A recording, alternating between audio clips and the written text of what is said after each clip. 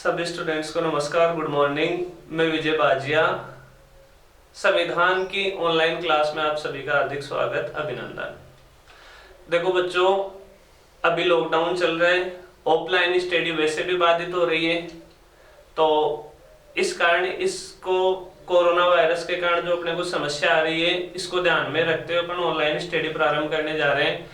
और अपना जो फोकस रहेगा, फिलहाल अपन संविधान की तैयारी प्रारंभ कर रहे हैं।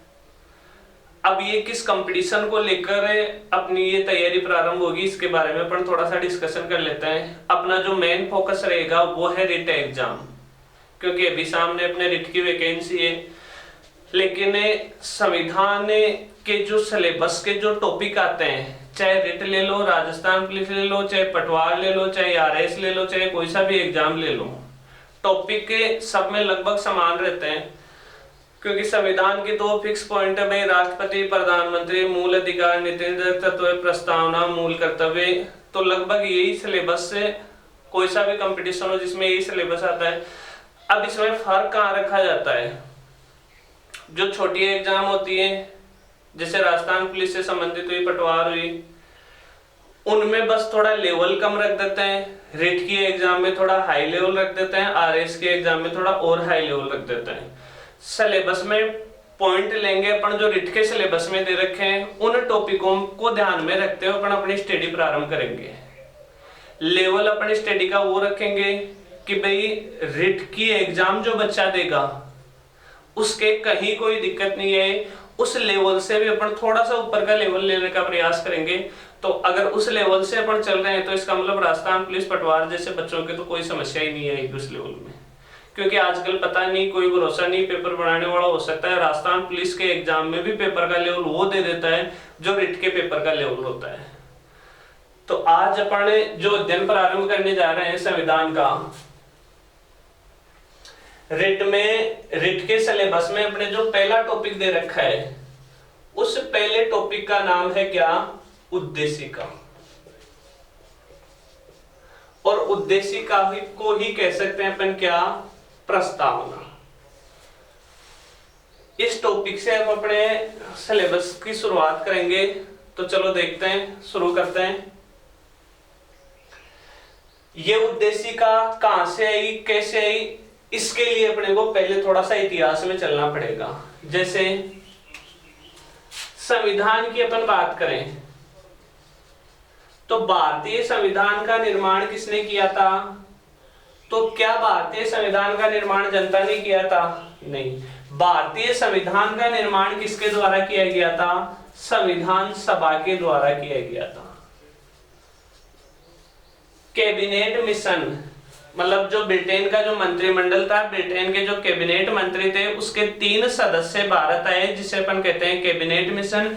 उस कैबिनेट मिशन ने जो सिफारिश की थी, मतलब अपन ये कह सकते हैं कैबिनेट मिशन की सिफारिश या कैबिनेट मिशन की योजना के आधार पर भारत में किसका गठन किया गया? संविधान सभा का गठन किया गया। और इस संविधान सभा में कुल मिलाकर सदस्य कितने थे? 389। इन 389 सदस्यों को कार्य सौंपा गया कि आप किसका निर्माण करो? भारत के संविधान का निर्माण करो। तो इन 389 सदस्यों ने जब भारत के संविधान का निर्माण प्रारंभ किया, तो संविधान सभा के सदस्यों की जो पहली बैठक हुई थी, वो पहली बैठक हुई थी कब? 9 दिसंबर 1946 को। अब 9 दिसंबर 1946 को जब संविधान सभा के सदस्यों की जो पहली बैठक प्रारंभ हुई थी, वो पहली बैठक कहां प्रारंभ हुई थी? वर्तमान में जो संसद भवन बना हुआ है नई दिल्ली में, इस संसद भवन का एक सेंट्रल हॉल है, जिसे हिंदी में कहेंगे अपन केंद्रीय कक्ष। इस सेंट्रल भवन के केंद्रीय कक्ष में संविधान सभा के सदस्यों की बैठक क्या हो गई? प्रारंभ हो गई। किस दिन प्रारंभ हो गई? 9 दिसंबर 1946 को प्रातः 11 बजे इनकी बैठक प्रारंभ हो गई। अब जैसे अपन ये मान लेते हैं कि ये संविधान सभा के सारे सदस्य यहां आकर बैठ गए। पहले दिन की चर्चा होगी अपने कब की? 9 दिसंबर की। तो संविधान सभा के जो भी सदस्य थे वो आकर कहां बैठ गए? संसद भवन के केंद्रीय कक्ष में आकर बैठ गए। करना क्या है इनको, भारत के लिए एक संविधान का निर्माण करना है। अब जैसे सारे सदस्य आकर बैठ गए तो क्या आते ये थोड़ी कि चलो भाई अपन आप कुछ काम करो, आप कुछ काम करो और अपना संविधान का निर्माण कार्य प्रारंभ कर देते हैं। तो ऐसे तो देखो संविधान का निर्माण कार्य प्रारंभ होगा नहीं। सबसे पहली शर्त तो यह है कि जितने भी सदस्य आज बैठे हैं, उपस्थित हैं, उनमें से किसी एक को क्या बनाया जाए, अध्यक्ष बनाया जाए। तो 9 दिसंबर 1946 को क्या हुआ था, संविधान सभा के जो भी सदस्य यहां मौजूद थे, कब, 9 दिसंबर 1946 को, इन सदस्यों में से जो सबसे बुजुर्ग सदस्य था, एज में जो सबसे बड़ा सदस्य था, उस सदस्य का नाम था डॉक्टर सच्चिदानंद सिन्हा।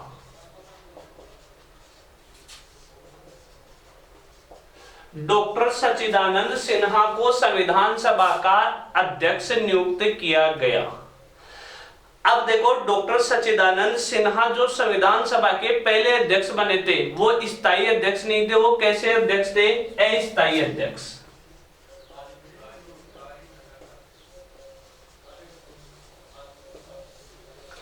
इन्होंने क्या किया, डॉक्टर सच्चिदानंद सिन्हा ने संविधान सभा के जो भी सदस्य थे, सभी सदस्यों को शपथ दिलवा दी। आज भी अगर किसी भी व्यक्ति की किसी राजनीतिक पद पर नियुक्ति होती है, जैसे अपन बात करें कोई व्यक्ति लोकसभा या राज्यसभा का सदस्य बनता है, तो सबसे पहले उसकी क्या होती है, शपथ होती है। शपथ ग्रहण करने के बाद ही उसको उस सदन का क्या माना जाता है, सदस्य माना जाता है। तो डॉक्टर सच्चिदानंद सिन्हा ने संविधान सभा के सभी सदस्यों को सबसे पहले क्या दिलवा दी, शपथ दिलवा दी। देखो, वर्तमान में जो परंपरा है ना, वो एक परंपरा विकसित हुई थी और वो विकसित हुई थी यहीं से, उसकी अपन चर्चा करेंगे। थोड़ा इसको गौर से सुनना, फिर जो वर्तमान परंपरा चली आ रही है ना, उसकी अपन चर्चा करेंगे। तो डॉक्टर सच्चिदानंद सिन्हा ने सभी सदस्यों को क्या दिलवा दी, शपथ दिलवा दी। पहले दिन का काम खत्म। समझ गए बात। दूसरे दिन, मतलब एक दिन का फिर गैप आता है और फिर अगले दिन संविधान सभा के सदस्यों की बैठक होती है। 9 दिसंबर 1946 के बाद एक दिन का गैप, अगला दिन कौन सा होगा, 11 दिसंबर 1946।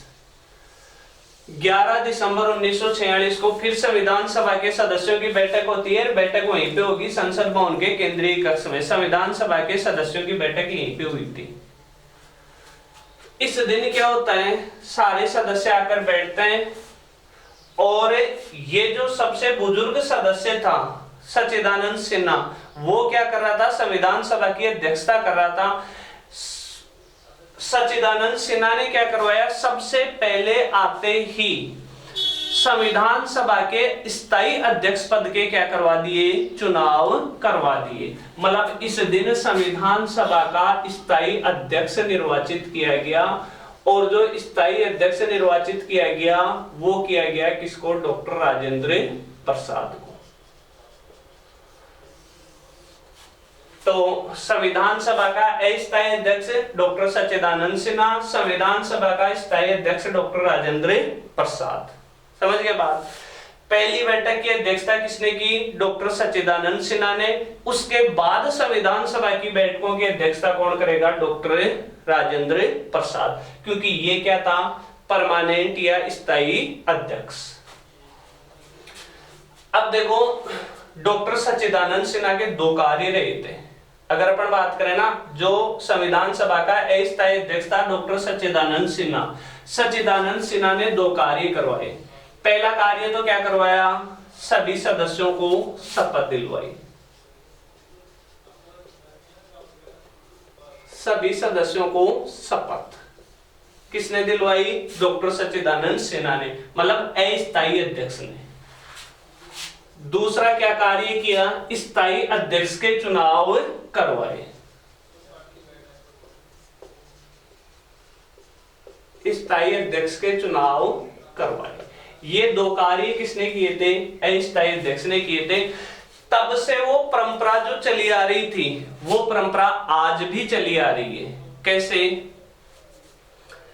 जैसे लोकसभा में वर्तमान में सदस्य संख्या है 545। समझ गए बात। जब नई लोकसभा का चुनाव होता है 545 में से 543 सदस्य डायरेक्ट जनता द्वारा चुने जाते हैं। तो जब भी लोकसभा के चुनाव होते हैं, लोकसभा सदस्य चुनाव जीतकर कहां पहुंच जाते हैं, लोकसभा में पहुंच जाते हैं, लोकसभा भवन में मतलब नई दिल्ली पहुंच जाते हैं, और जहां लोकसभा के सदस्यों की बैठक होती है वहां वो जनता द्वारा चुने गए सभी सदस्य वहां जाकर बैठ जाते हैं। अब सारे सदस्य नए हैं, अब उनकी अध्यक्षता कौन करे? तो वहां क्या सिस्टम है कि जो भी लोकसभा सदस्य है ना, उनमें से जो सबसे बुजुर्ग होता है, यहां बुजुर्ग का मतलब अवस्था से नहीं लिया जाता, यहां बुजुर्ग का मतलब ये लिया जाता है जो सबसे ज्यादा बार लोकसभा चुनाव जीतकर लोकसभा में आए ना, वो सबसे बुजुर्ग माना जाता है। तो वो बनता है क्या, लोकसभा का अस्थायी अध्यक्ष, जिसे अपन बोलते हैं प्रोटेम्प्ट स्पीकर। समझ गए बात? तो सबसे पहले तो क्या होता है, प्रोटेम्प्ट स्पीकर, वो स्पीकर की मतलब अध्यक्ष की कुर्सी पे आके बैठ जाता है। अब प्रोटेम्प्ट स्पीकर के कितने कार्य होते हैं? 2 कार्य होते हैं। लोकसभा के सभी सदस्यों को शपथ दिलवाता है और लोकसभा में अध्यक्ष पद के लिए चुनाव करवाता है। ये परंपरा कहां से विकसित हुई थी? संविधान सभा से विकसित हुई थी, जो आज भी चली आ रही है। संसद के कौन से सदन में ये परंपरा चल रही है? लोकसभा में परंपरा चल रही है। और वर्तमान में परंपरा का निर्वाह कौन करता है? लोकसभा का अस्थायी अध्यक्ष, जिसे अपन बोलते हैं प्रोटेम्प्ट स्पीकर। समझ गए बात? तो संविधान सभा की दूसरी बैठक हुई थी, उसमें अध्यक्ष, उपाध्यक्ष, संवैधानिक सलाहकार, सचिव, ये जो भी महत्वपूर्ण पद थे इनके लिए निर्वाचन हो गया। अब अपन उद्देशिका को लेकर जो महत्वपूर्ण बात है ना, वो अब प्रारंभ होगी। 9 दिसंबर को पहली बैठक, फिर 1 दिन का गैप, 11 दिसंबर को दूसरी बैठक, फिर 1 दिन का गैप। अब अगला दिन होगा कब? 13 दिसंबर 1946।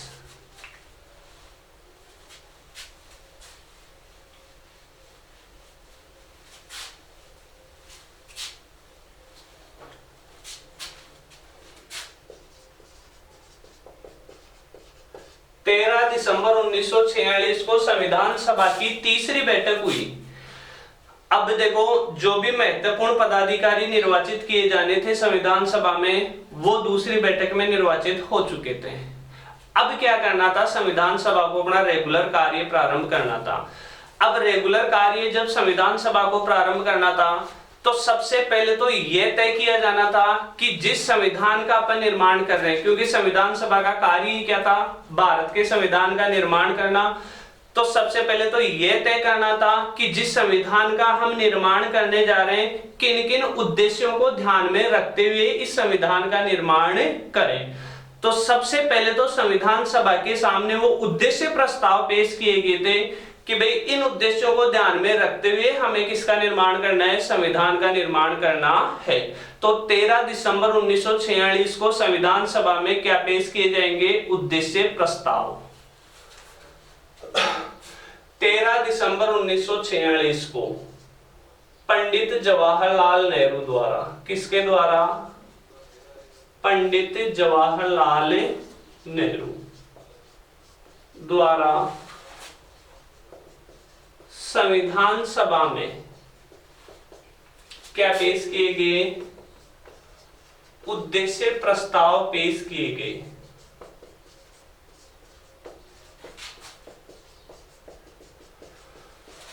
अब संविधान सभा के सामने उद्देश्य प्रस्ताव पेश हो गए। अब संविधान सभा के सदस्यों ने उन उद्देश्य प्रस्तावों पर डिस्कशन किया, बहस की।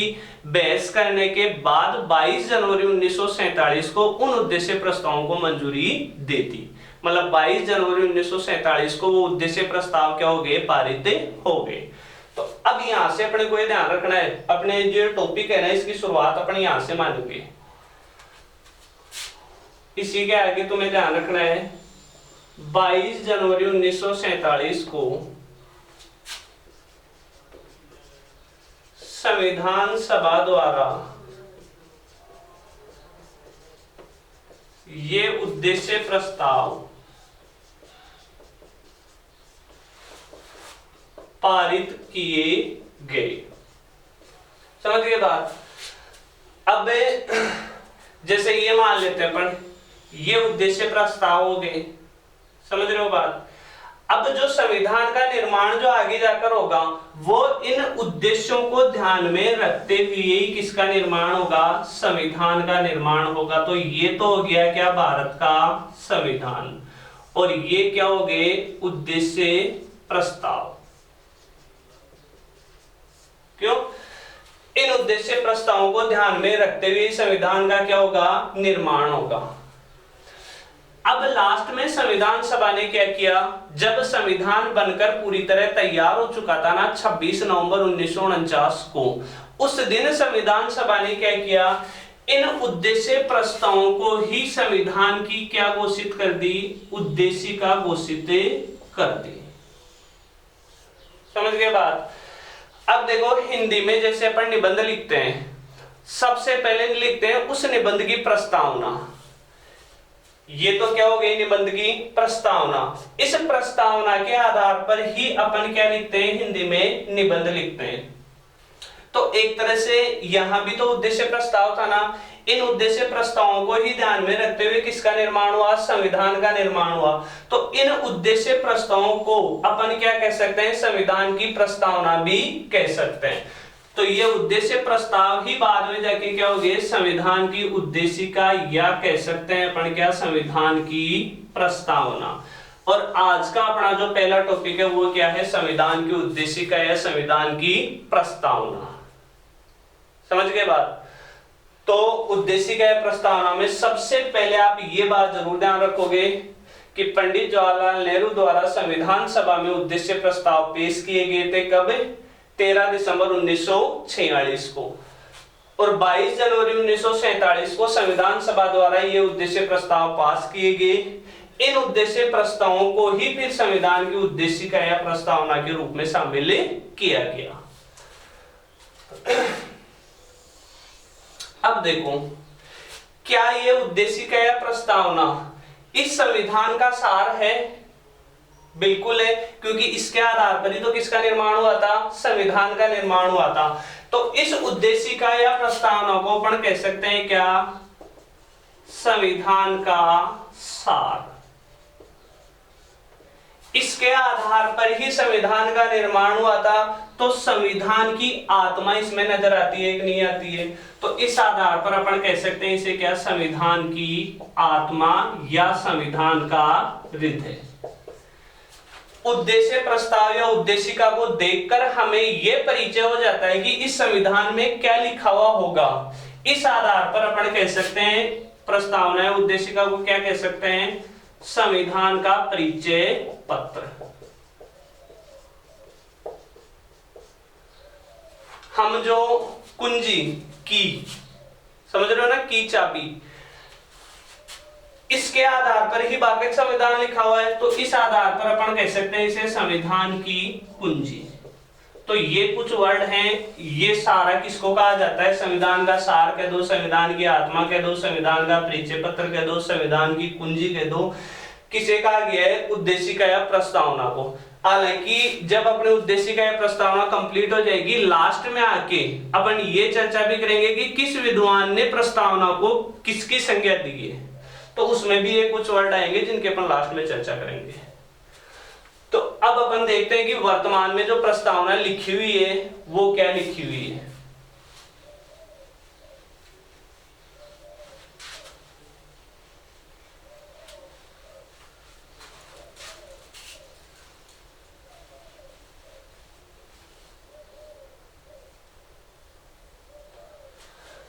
सबसे पहले तो देखो, आपको कंप्लीट जो संविधान में प्रस्तावना लिखी हुई है उसको एग्जैक्ट इज वैसे के वैसे आपको याद रखना है। उसका देखो मैं आपको कारण बता दूं, आज से लगभग 1.5-2 साल पहले तक जो एग्जाम हुआ करती थी उसमें प्रस्तावना से ज्यादा क्वेश्चन नहीं बनते थे। एक जो सबसे महत्वपूर्ण क्वेश्चन यही था कि भाई प्रस्तावना में जो 42वां संविधान संशोधन हुआ उसके तहत कौन सा शब्द जोड़ा गया या कौन सा शब्द नहीं जोड़ा गया। 2-4 प्रश्न याद करते थे, बच्चों का काम हो जाता था।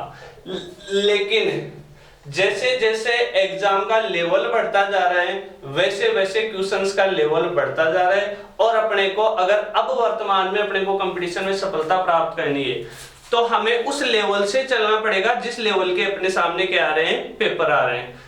तो सबसे पहले आपको कंप्लीट प्रस्तावना याद करनी है, क्योंकि प्रस्तावना में से डायरेक्ट प्रश्न बनते हैं। मैं आपको बताता हूं कि प्रस्तावना में से डायरेक्ट कहां से प्रश्न बनते हैं। तो जैसे प्रस्तावना में लिखा हुआ है, हम भारत के लोग भारत को, शॉर्ट में लिख देता हूं, समझ लेना आप, संपूर्ण प्रभुत्व संपन्न समाजवादी पंथ निरपेक्ष लोकतांत्रिक गणराज्य बनाने के लिए। क्या मतलब हुआ? संपूर्ण प्रभुत्व संपन्न समाजवादी पंथ निरपेक्ष लोकतांत्रिक गणराज्य बनाने के लिए समस्त नागरिकों को, अब क्या क्या, न्याय, स्वतंत्रता, समता, समता मतलब समानता भी लिख सकते हैं, चाहे समता भी लिख सकते हैं, और बंधुता।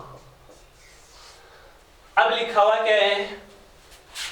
यहां लिखा हुआ है सामाजिक, आर्थिक, राजनीतिक न्याय। फिर नीचे लिखा हुआ है विचार, अभिव्यक्ति, विश्वास, धर्म और उपासना की स्वतंत्रता। फिर लिखा हुआ है प्रतिष्ठा व अवसर की समता या समानता। फिर लिखा हुआ है व्यक्ति की गरिमा, राष्ट्र की एकता व अखंडता सुनिश्चित करने वाली बंधुता। समझ के बाद प्रदान करते हुए, लास्ट में जैसे लिख देंगे पर प्रदान करते हुए। फिर लिखा हुआ है आज 26 नवंबर, मतलब 26 नवंबर 1949 के दिन भारतीय संविधान बनकर क्या हो गया था? तैयार हो गया था। तो लिखा हुआ है आज 26 नवंबर 1949, कोष्टक में हिंदी का महीना भी लिखा हुआ है। कोष्टक में लिखा हुआ है मिति मार्गशीर्ष शुक्ल सप्तमी। क्या लिखा हुआ है? मिति मार्गशीर्ष शुक्ल सप्तमी विक्रम संवत 2006। उसी तारीख को कहते हैं विक्रम संवत 2006 को भारतीय संविधान को अंगीकृत, अधिनियमित व आत्मार्पित करते हैं। यह आपको प्रस्तावना कंप्लीट याद करनी पड़ेगी। अब मैं आपको कारण बता देता हूं कि क्यों आपको प्रस्तावना याद करनी पड़ेगी। जैसे आपके क्वेश्चन आ गया एग्जाम में, भारतीय संविधान की प्रस्तावना की शुरुआत किस वाक्य से होती है? भारतीय संविधान की प्रस्तावना की शुरुआत किस वाक्य से होती है? तो किस वाक्य से होती है? हम भारत के लोग। डायरेक्ट प्रस्तावना में से उठाकर ऐसा कैसा क्वेश्चन देते हैं। अगला प्रश्न सुनना, एक प्रश्न इसमें यह बन सकता है, भारतीय संविधान की प्रस्तावना में भारत शब्द का उल्लेख कितनी बार किया गया है? तो ये भारतीय संविधान की प्रस्तावना, इसमें भारत शब्द का उल्लेख कितनी बार किया गया है? 2 बार किया गया है और 2 बार किया गया है। ये पहली लाइन में आपको 2 बार क्या लिखा हुआ मिल जाएगा? भारत लिखा हुआ मिल जाएगा, 1 और 2। समझ गए? डायरेक्ट क्वेश्चन उठा कहां से? प्रस्तावना से। एक क्वेश्चन आपका बनता है यहां से, क्वेश्चन आ गया प्रस्तावना में लिखे गए वाक्यों का निम्न में से सही क्रम कौन सा है? ऑप्शन में आ गया संपूर्ण प्रभुत्व संपन्न लोकतांत्रिक समाजवादी पंथ निरपेक्ष गणराज्य। इसका मतलब ये ऑप्शन तो गलत हो गया। उनमें से एक ऑप्शन आपको सही मिलेगा, मतलब इन शब्दों को आपस में वो चेंजिंग कर देता है। तो सही क्रम कौन सा होगा? संपूर्ण प्रभुत्व संपन्न समाजवादी पंथ निरपेक्ष लोकतांत्रिक गणराज्य। डायरेक्ट क्वेश्चन आ गया। इसके अलावा क्वेश्चन आता है प्रस्तावना में लिखे गए वाक्यों का सही क्रम कौन सा है। मतलब क्वेश्चन वो का वही है लेकिन ऑप्शन अब अलग है। इसमें आपके पास ऑप्शन आएंगे जैसे न्याय, समानता, स्वतंत्रता, बंधुता। सही है, गलत है। दूसरा ऑप्शन आ गया न्याय, बंधुता, समानता, स्वतंत्रता। ये भी गलत है। एक ऑप्शन उसमें से आपको मिलेगा न्याय, स्वतंत्रता, समानता, बंधुता। तो ये क्रम क्या है? एकदम सही। न्याय, स्वतंत्रता, समता और बंधुता, इन चारों का आपको क्या ध्यान रखना है? क्रम ध्यान रखना है। तो डायरेक्ट अपने देखो ऐसे कई क्वेश्चन बनते हैं। इसमें से एक क्वेश्चन आपके पास आ गया जैसे भारतीय संविधान की प्रस्तावना में उल्लेखित निम्न में से कौन सा न्याय नहीं है। दोबारा सुनना प्रश्न, भारतीय संविधान की प्रस्तावना में उल्लेखित निम्न में से न्याय नहीं है। चार ऑप्शन आएंगे सामाजिक, आर्थिक, राजनीतिक, प्राकृतिक। इसका मतलब प्राकृतिक नहीं है। तीन ही न्याय है, सामाजिक, आर्थिक, राजनीतिक। समझ गए? चौथा एग्जाम में जो पेपर बनाने वाला चौथा ऑप्शन और कोई सा डाल देता है। इसी प्रकार से स्वतंत्रता कौन कौन सी दे रखी है? 5 स्वतंत्रता दे रखी है। पांचों स्वतंत्रताएं आपको ध्यान रखनी है। समता या समानता कौन सी दे रखी है? बंधुता कौन सी दे रखी है?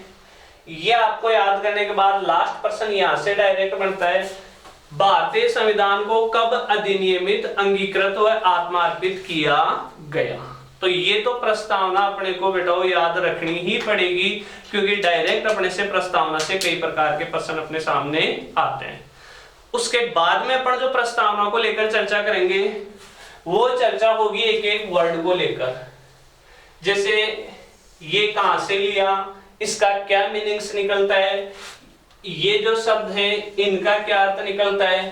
तो जो इसके अलावा और अंदर से जो जो प्रश्न बनते हैं उसकी भी अपन चर्चा करेंगे। वो चर्चा होगी अपने नेक्स्ट क्लास में, नेक्स्ट वीडियो में। तब तक के लिए धन्यवाद। जय भारत, जय हिंद।